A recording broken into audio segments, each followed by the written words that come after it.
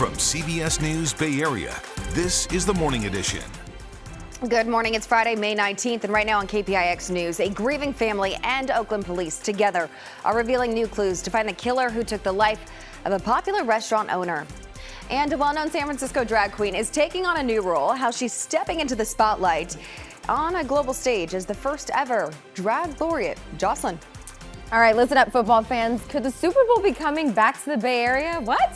We have details on a major announcement the NFL is expected to make about Super Bowl 60. And it's another gray, foggy start out there. It's a May gray day. Temperatures are going to be right on the mark for average. I'll show you what that means for your part of the Bay coming up. Yeah, and that fog could certainly affect your drive on some of our Bay Area freeways as well as bridges. That includes the Golden Gate Bridge. We'll look at travel times in just a few minutes. And it's Friday, TGIF to you, taking a live look outside for another foggy start, as Darren just mentioned. But some good news for you heading into your weekend. Lots of sunshine is on the way.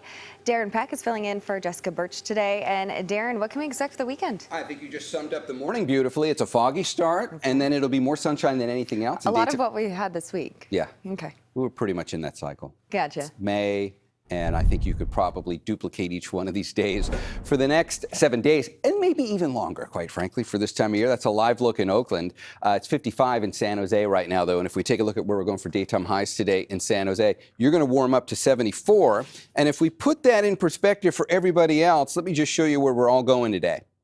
74 San Jose, 78 Santa Rosa. It'll be mid to upper 70s for our warmer inland East Bay valleys. And we're not getting out of the low 60s all day today in the city. That's pretty typical stuff there. Just one thing to keep an eye on. We're not seeing any issues with fog from this stuff, but it is widespread. The best depiction we've got, you can see how the low clouds basically have the city, the immediate interior of the bay. We're starting to see it fill into the South Bay a bit now. Certainly the entire East Bay shoreline drive. Again, none of this is on the road, but it is going to be a gray start in the Tri-Valley as well. It's made it through over towards Livermore and Pleasanton. And yes, there are some low clouds here streaming in right now. Everybody wakes up gray. We'll put this in a future cast in the next visit. I'll show you when this stuff melts away and how many of us get sunshine today. But for now, let's get over to Gianna, see how the drive's looking. It's looking okay for the most part, Darren. Good morning, and good morning to our viewers at home. If you are getting ready to take any of the freeways this morning, maybe along the coast, like Highway 1 to 280 over Daly City, Colma, you're going to see conditions where there are a few foggy spots there, so limited visibility. I drove through that this morning and certainly ran into some fog through there. Same with the Golden Gate Bridge, looking a little foggy here as well. So Darren just mentioned May gray. That certainly will affect your drive through here. If you are taking the rest of our Bay Area bridges, everything actually looks pretty clear. Here is a live look at the San Mateo Bridge. No delays there. Moving along nicely. And at the Bay Bridge, everything is pretty quiet. There's some road work on 37 over the weekend. I'll have that in my next report. Well, it has been 1 year since the owner of Lucky 37 in Oakland was shot and killed in broad daylight in front of the restaurant. Now his family is asking for help, and police are too. They are sharing what they know to hopefully track down a killer. Investigators have released these new clues. A blurry picture, you see it right here, of the suspect in the shooting and pictures of a 2009 Ford Escape they think is connected to the murder. Well, June Anobo's family spoke out on the anniversary of this tragedy. Sean Chitness has their message for the killer and their plea to the community.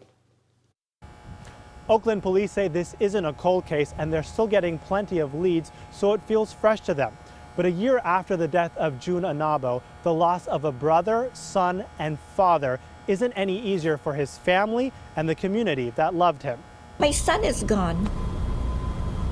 Yeah, he was not just missed by me, but a lot of people. As the community gathered on the anniversary of June Anabo's death outside his restaurant in Oakland, those closest to him spoke out about June and called on the public to help solve his murder. Anger still fills his mother a year later. You're a vile person. You need to be put away.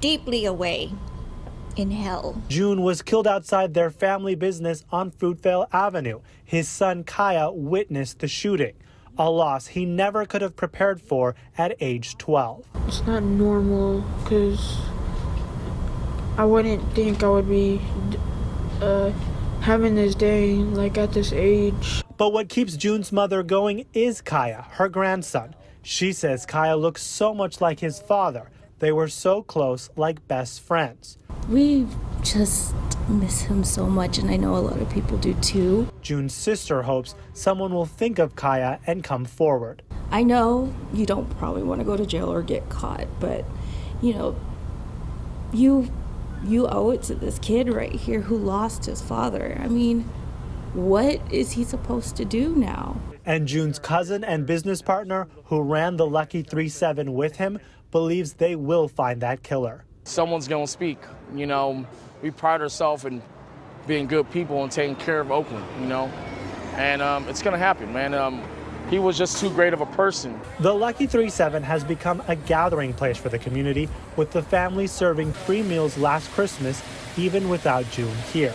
And on the anniversary of his death, that same community gathered to show their love for June. My son was a great man, a great father, wonderful to his community. Police say they do have a person of interest in this case, but they still need the public's help, and no detail is too minor to share with them.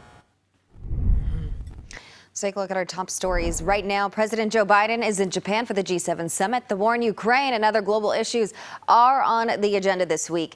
In Hiroshima, world leaders laid a wreath commemorating the detonation of an atomic bomb by U.S. forces on the Japanese city in 1945. President Biden has canceled planned stops in Asia after the summit and is heading home Sunday to continue negotiating the debt ceiling. Ukrainian President Volodymyr Zelensky plans to appear in person on Sunday after attending the Arab League summit. It comes as Ukraine prepares for a counteroffensive using billions of dollars in Western military aid. PG&E will pay $150 million as part of a settlement for the utilities' involvement in the Zog fire. The massive fire broke out in September of 2020. 4 people were killed and more than 56,000 acres were burned. CAL FIRE says the fire was caused by a tree falling on a PG&E distribution line. A majority of the payment will be put towards funding for new wildfire mitigation initiatives. Well, Governor Gavin Newsom says Disney scrapping a $1 billion project in Florida is a big win for us in California. The campus was expected to add 2,000 jobs to Orlando's local economy, many of which were set to be relocated from California. Disney and Florida Governor Ron DeSantis have been in a public fight when Disney spoke out against the state's so-called Don't Say Gay bill. Jocelyn, you have a pretty interesting story for any football fans. Yeah, exactly, Amanda. For all of our football fans, are you ready for this? The Super Bowl reportedly could be coming back to the Bay Area in just 3 years. So next week, the NFL will hold its annual Spring League meeting, and team owners are reportedly expected to choose Levi's Stadium in Santa Clara as the host for the 2026 Super Bowl. This would come 10 years after Super Bowl 50 was here. That was the year the Broncos beat the Carolina Panthers. And by the way, this would make Levi's in the area around it pretty busy in 2026. Soccer fans, we know this. That is also the year of the World Cup, and matches are expected to be played at Levi's. So we could know for sure if we get to host another Super Bowl by the middle of next week. And it would be an exciting time for fans, G. Super Bowl, FIFA World Cup. I know, especially if the Niners are doing pretty well. That would be actually amazing. We had Super Bowl 50 here in the Bay Area at Levi's. It went really well, brought so much money into the Bay Area, a lot of fun events. So